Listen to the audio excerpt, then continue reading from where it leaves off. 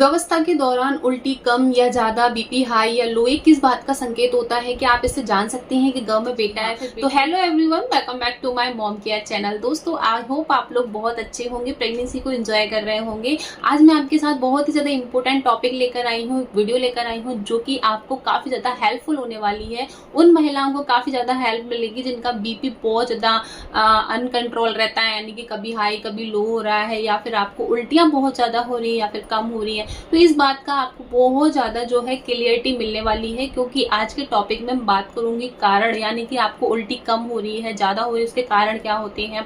आप उनको बचाव के लिए भी कुछ उपाय अपना सकते हैं जिससे आपको आराम मिलेगा। अब आपको बीपी लो हो रहा है या फिर हाई हो रहा है, उसको क्या क्या कारण होते हैं और उसको कैसे कंट्रोल करना, ये भी जानेंगे। उसी के साथ हम ये भी जानेंगे कि आप उल्टी से कैसे पता कर सकते हैं कि आपके गर्भ में पल रहा शिशु बेटा है फिर बेटी। लिए बात कर लेते हैं कि गर्भावस्था के दौरान आपको उल्टी कम और ज्यादा क्यों होती हैं। किसी महिलाओं को तो क्या होता है कि उल्टी बिल्कुल भी नहीं होती, लेकिन किसी महिलाओं को, गर्भवती महिलाओं को उल्टी की समस्या प्रेगनेंसी की दूसरी या तीसरी तिमाही में भी बनी रहती है, लेकिन किसी गर्भवती महिलाओं को प्रेगनेंसी की पहली तिमाही में ही उल्टियां जो है खत्म हो जाती है या फिर बिल्कुल भी नहीं होती हैं। तो सबसे पहले जान लेते हैं कारण क्या होते हैं। देखिए, कारण उल्टी होने का सबसे पहला होता है कि आपको जो है स्टार्टिंग में हार्मोनल बदलावों की वजह से आपको जी घबराना, उल्टी होना, मितली होना, ये सारी चीजें होती हैं, नॉर्मल है।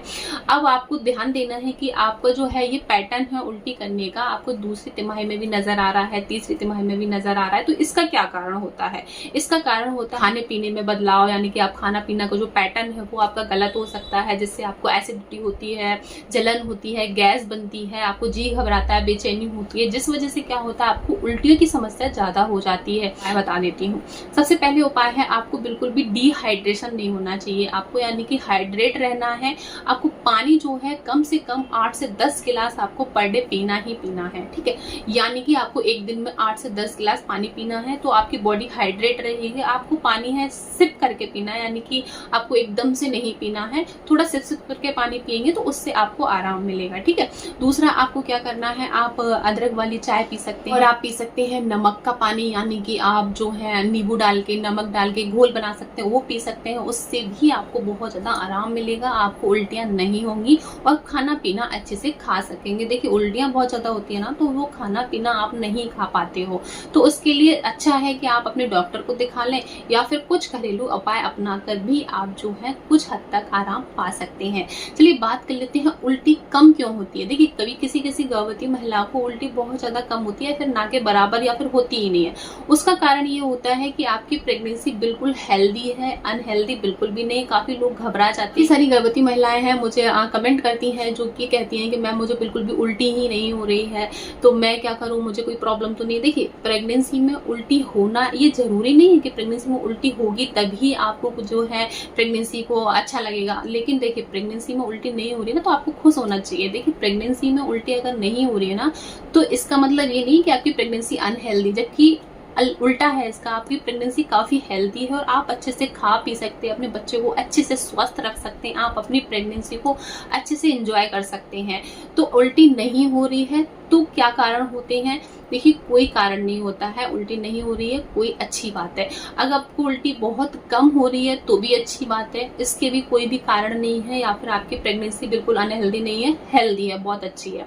अब बता देते हैं कि अब आपको बीपी के लिए क्या करना है। देखिए, बीपी के लिए आपको क्या करना है, अगर आपकी प्रेगनेंसी के दौरान बीपी जो है बहुत ज्यादा हाई हो जाता है, प्रेगनेंसी के बीपी हाई होने के कारण देखिए क्या क्या होते हैं। सबसे पहला कारण होता है कि आप हो सकता है बहुत ज्यादा मोटापा हो आपको, यानी कि आप जो है बहुत ज्यादा मोटे हो, या आपके गर्भ में एक से ज्यादा बेबी होना होता है तो आपको बीपी की हाई होने की समस्या दिख सकती है। या फिर हो सकता है कि आप जो है बहुत ज्यादा चिंता करते हैं। दूसरा है कि आपको हो सकता है कि आपने जो प्रेगनेंसी है वो 35 से 40 की उम्र में आपने कंसीव की है, उस वजह से भी आपको जो है बीपी हाई होने की समस्या हो सकती है। तो इसको कैसे कंट्रोल करना है, कुछ ऐसे घरेलू टिप्स होते हैं जिनसे आप थोड़ा सा आराम मिल सकता है घर बैठे भी, ठीक है। तो क्या करना है आपको, अगर बीपी आपका बहुत ज़्यादा हाई होता है ना तो आपको अखरोट ज़्यादा से ज़्यादा खाना चाहिए। दूसरा है कि आपको क्या है, हरी पत्तेदार सब्जियां हैं, हरी सब्जियां हैं, पालक, मेथी है, ये है, इनका जूस वगैरह आपको पीते रहना चाहिए। आपको हरी सब्जियां पत्तेदार है, पत्ता गोभी वगैरह, ये सारी चीज़ें है ना आपको पूरी प्रेगनेंसी में खाते रहना चाहिए, जिससे आपको काफ़ी हद तक बीपी में समस्या नहीं होती है। और आप अपना सकते हैं अदरक की चाय का सेवन कर सकते हैं, जिससे भी आपको बीपी की समस्या कम होती है। ठीक है, अब बात कर लेते हैं बीपी लो रहना, यानी कि अगर किसी गर्भवती महिला का बीपी लो भी रहता है तो उसके क्या कारण होते हैं। देखिए, इसका कारण होता है कि आप बहुत ज़्यादा लेजी रहते हैं, थकान महसूस करते हैं, आपको मन में आलस रहता है। दूसरा कारण होता है आप पानी नहीं पीते हो, बिल्कुल भी पानी नहीं पी रहे हो, पी लिया 1-2 गिलास प्यास लगी तो बस एक घूंट पी लिया, 2 घूंट पी लिया, तो इस वजह से भी क्या होता है आपका बीपी लो हो सकता है। दूसरा है आप तलेदार भुनेदार ये सारी चीज़ें जो होती हैं वो चीज़ें आपको बिल्कुल बंद कर देनी चाहिए। फिर उसके बाद आपको बाहर के पैकेट वाले जो चिप्स आते हैं, ये आते हैं, वो सारी चीज़ें भी आपको नहीं खानी चाहिए, उससे भी बहुत ज़्यादा फर्क पड़ता है आपकी प्रेगनेंसी में। और नेक्स्ट आप अपना सकते हैं इनके उपाय, यानी कि आपको जो है प्रेगनेंसी में बहुत ज़्यादा बीपी लो हो रहा है तो आपको क्या करना है, आपको नींबू का पानी पीना है, यानी कि उसमें नमक का घोल मिलाकर आपको पानी पी सकते हैं, उससे आराम मिल सकता है आपको। दूसरा आप अपना सकते हैं अदरक की चाय पी सकते हैं, कॉफ़ी पी सकते हैं, कॉफ़ी से भी जो है बीपी की समस्या काफ़ी हद तक आपको सही कंट्रोल में मिल सकती है। तो ये थे कुछ कारण और उपाय जिनसे आप अपना सकते हैं। अब बात कर लेते हैं उस टॉपिक के बारे में कि अगर आपको उल्टियाँ बहुत ज़्यादा हो रही है या फिर कम हो रही है तो इससे आप कैसे पता कर सकते हैं गर्भ में बेटा है फिर बेटी है। देखिए, गर्भावस्था के दौरान उल्टी की समस्या एक आम समस्या होती है। ये उल्टी की जो समस्या होती है वो प्रेगनेंसी के 6वें सप्ताह से लेके कम से कम 14वें या 15वें सप्ताह तक रहती है। अगर आपको ये चीज़ पहली तिमाही में रह रही है तो ये नॉर्मल होता है। मैंने आपको जैसे कि बताया कि हार्मोनल बदलाव की वजह से आपको ये उल्टी, नोजिया फील होना, सिकनेस होना, मॉर्निंग सिकनेस होना, ये सारी चीज़ें जो होती हैं वो एक नॉर्मल होती है, कि सामान्य होती हैं पहली तिमाही में।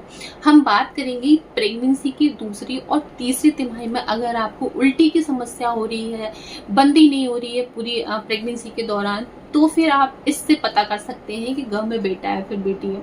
अगर आपको प्रेगनेंसी के दूसरी और तीसरी तिमाही में काफ़ी ज़्यादा उल्टियाँ हो रही हैं, मॉर्निंग सिकनेस हो रही है, तो ये जो संकेत होता है, ये इंडिकेशन जो होता है, काफ़ी बड़े बुजुर्गों का कहना है, महिलाओं का कहना है, जो दाइमा होती थी पुराने टाइम में, उनका ये मानना होता है कि जो प्रेगनेंसी की दूसरी और तीसरी तिमाही में जिन गर्भवती महिलाओं को उल्टियाँ की समस्या होती है, उनको बेबी गर्ल के चांसेस जो है वो बहुत ज़्यादा रहते हैं। ठीक है, अब बात करेंगे कि प्रेगनेंसी की दूसरी और तीसरी तिमाही में अगर आपको उल्टी बिल्कुल भी नहीं हो रही है, ये समस्या बिल्कुल ख़त्म हो चुकी है, तो ये इंडिकेशन होता है एक बेबी बॉय के लिए। मेरा पर्सनल एक्सपीरियंस मैं कहना चाहूँगी कि मेरी प्रेगनेंसी की दूसरी और तीसरी तिमाही में बिल्कुल भी मुझे उल्टियाँ नहीं हुई हैं, और प्रेगनेंसी की पहली तिमाही में भी मुझे जो उल्टी हैं वो बहुत ही कम माइनर में रही, यानी कि हफ्ते में 1-2 बार हो गई तो हो गई, मतलब बिल्कुल भी नहीं हुई है। और मुझे एक बेबी बॉय है, आप सब जानते हैं। तो ये जो लक्षण होता है ना, काफ़ी हद तक सही माने जाते हैं।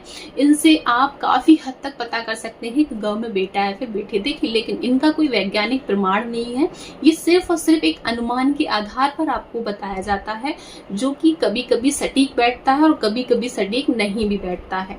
तो ये थे कुछ ऐसे लक्षण जिससे आप पता कर सकते हैं गर्भ में बेटा है फिर बेटी है। आई होप आप लोगों को वीडियो हेल्पफुल रही होगी। अगर हेल्पफुल रही है तो वीडियो को लाइक ज़रूर कर देना, आपका एक लाइक मुझे काफ़ी मोटिवेट करता है। और अगर आप मेरे चैनल पर नए हैं तो चैनल को प्लीज़ सब्सक्राइब कर लीजिए, बेल आइकन को भी प्रेस करना ना भूलें। मिलते हैं नेक्स्ट वीडियो में, तब तक आप अपनी प्रेगनेंसी को एंजॉय कीजिए, मस्त रहिए, बाय बाय।